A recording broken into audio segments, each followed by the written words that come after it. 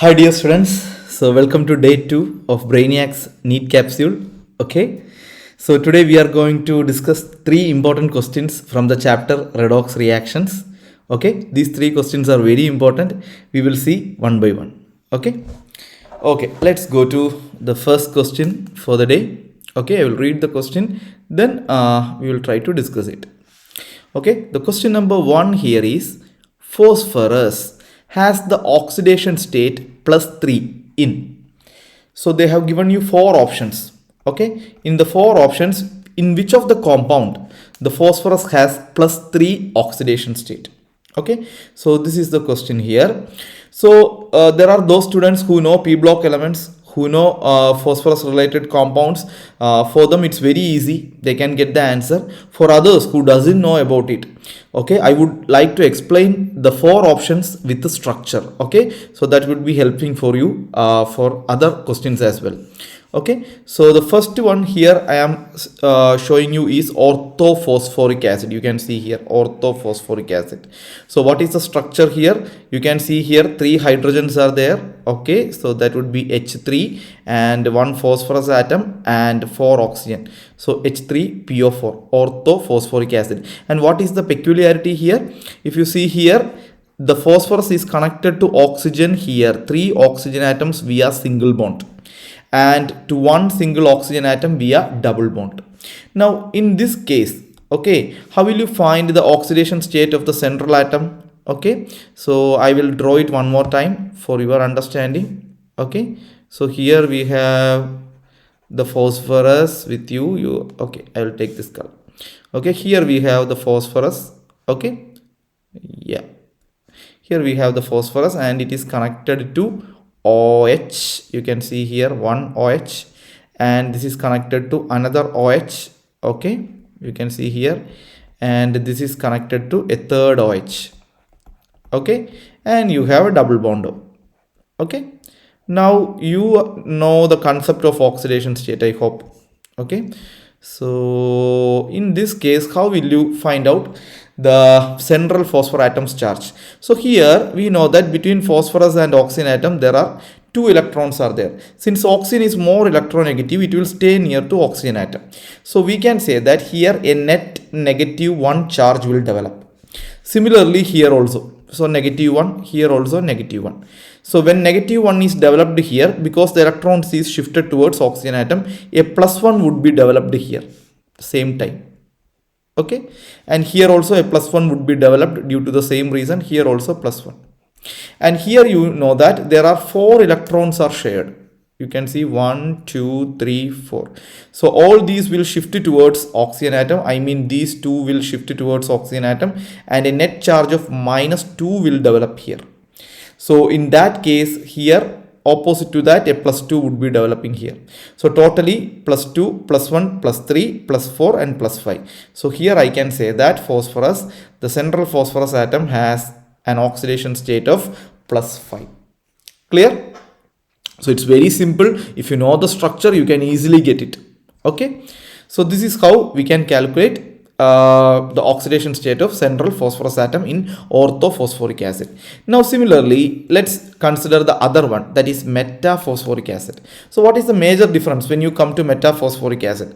The major difference here is, I can say 2 OH will get removed. 2 OH will get removed. Instead of that, one more double bond O will come. Okay, so here what would be the formula fundamentally?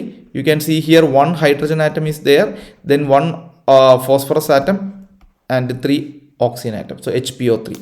Now similar method you can apply here as well. So if you have doubt, you can check it out. So here I will draw the central phosphorus atom.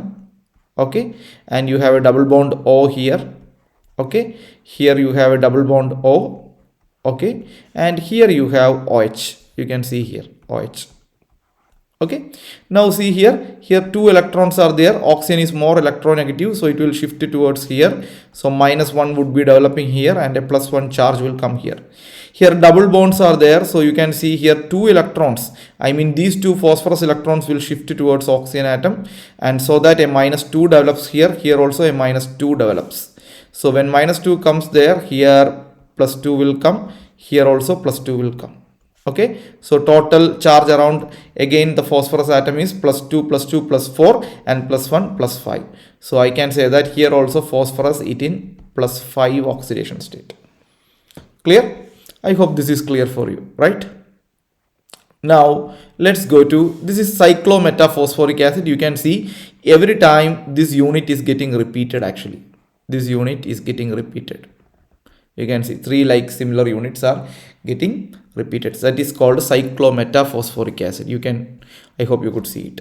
And what is the structure shown here? It is called pyrophosphoric acid. Very important. How the pyrophosphoric acid will be formed? When two orthophosphoric acid combines together, it will remove one water molecule and pyrophosphoric acid is formed. Okay, so maybe I can show you that. It's not a big problem. Listen, those who doesn't know that, I can just show you that. So I don't want to find it separately. I know in that case phosphorus is again in plus 5 oxidation state, so that is also not my answer.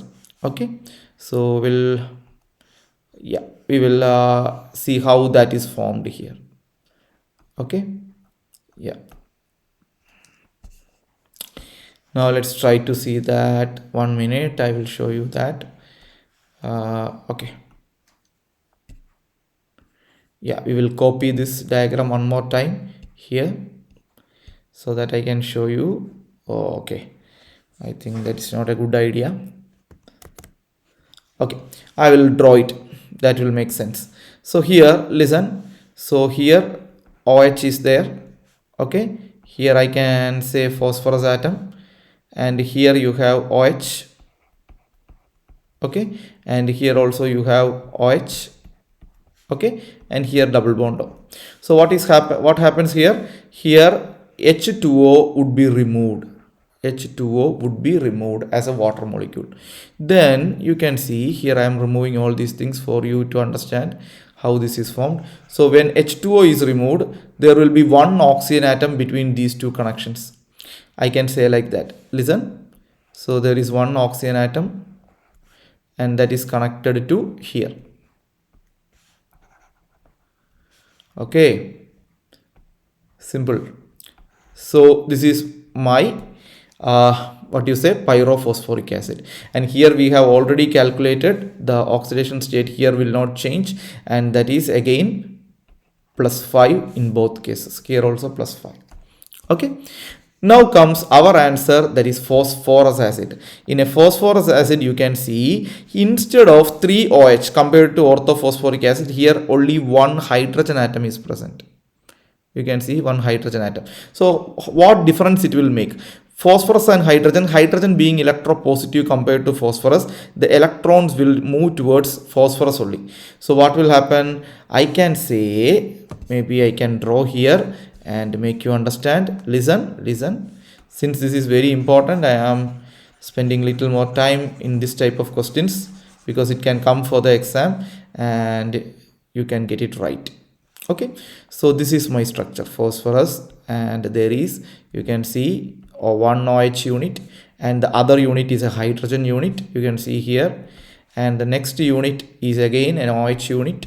Okay, and you have the double bond. Any doubt? Clear? Now we know there are here minus 2 charge will develop, so oppositely here plus 2 will develop, here minus 1 will develop, here plus 1 will develop, here minus 1 will develop, and here also I can say plus 1 will develop. Now when I am taking this one, phosphorus and hydrogen, here plus 1 will develop and here minus 1 will develop. Now if you are adding all these charges, you can see here 4 minus 1 would be the net charge, and that is plus 3 will come into picture, plus 3. So this is the best way you can do this. So plus 3 in this question, the phosphorus has the oxidation state of plus 3 is present in which compound? I can say the option 2, that is phosphorus acid. So my answer would be option 2 would be my correct answer. Clear? I hope it is clear for you. Okay, so try to remember orthophosphoric acid which has 3 OH unit and 1 double bond O. Metaphosphoric acid means 2 double bond O and 1 OH unit, and pyrophosphoric acid will be formed from 2 orthophosphoric acid which removes 1 water molecule, and phosphorus acid means instead of 1 OH unit put 1 hydrogen. That's it. This is how you can easily remember the structure. Okay, so the next important question for today is the oxidation number of chromium in CrO5. Another important question. So here many students will make a mistake stating like this: CrO5. This is the compound. So let us assume for chromium the oxidation state is X, and for oxygen it is -2. So 5 into -2 is -10 equal to 0. So X is equal to +10. Is this you can see option 1 present here, but please understand chromium cannot have +10 oxidation state, which is impossible.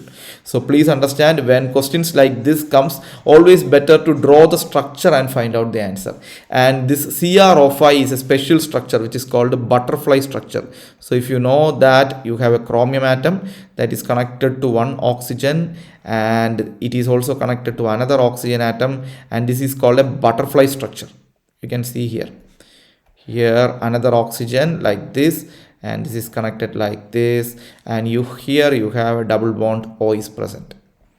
Okay, now like our similar case, here oxygen atom is present, so these 2 electrons will shift towards here, and here also the electrons will shift towards, so -2 will develop here, so here +2 will develop.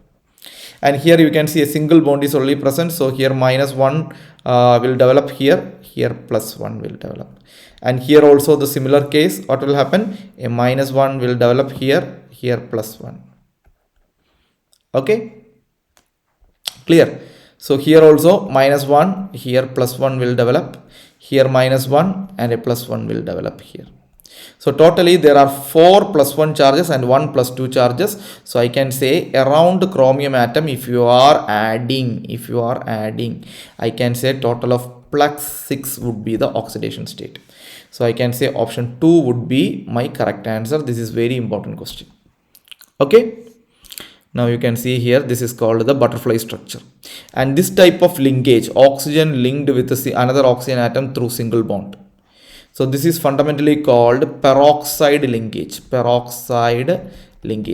So even in redox reaction, we are learning that whenever oxygen atom is involved in peroxide, it has a oxidation state of -1 because it is connected through single bond. Clear? Very simple. Now comes to the most important question, or the last question for the day. Which of the following compound cannot be oxidized by ozone? If you are given ozone, which of the following compound will not undergo oxidation? So please understand, if an element, this is a fundamental rule you need to remember. If an element is present in its maximum oxidation state. Okay, 1 minute. If an element is present in its maximum oxidation state. Okay, somehow some glitch. Okay, present in its maximum oxidation state.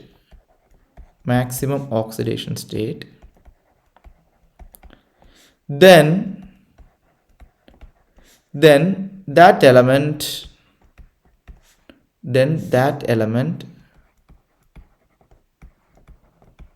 will not undergo